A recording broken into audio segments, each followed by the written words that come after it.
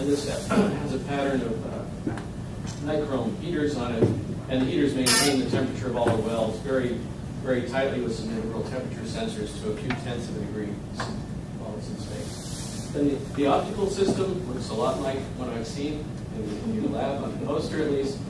3-color LED at one end. Light comes down through the micro well, through the organisms. 3 colors are turned on in turn, so we measure the red, the green, and the blue. Here's that intensity to frequency detector that I mentioned. So there's one of these, dedicated one of these under every well, so that there are no moving parts. We don't have to move the devices around to measure the various wells.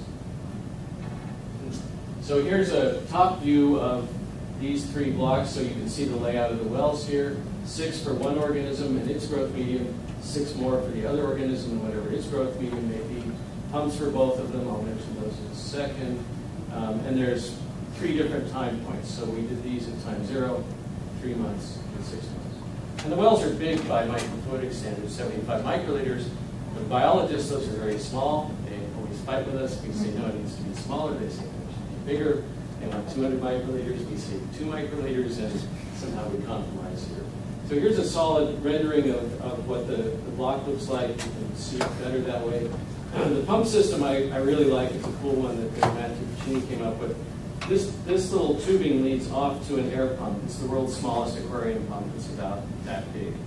And the aquarium pump provides pressure down here.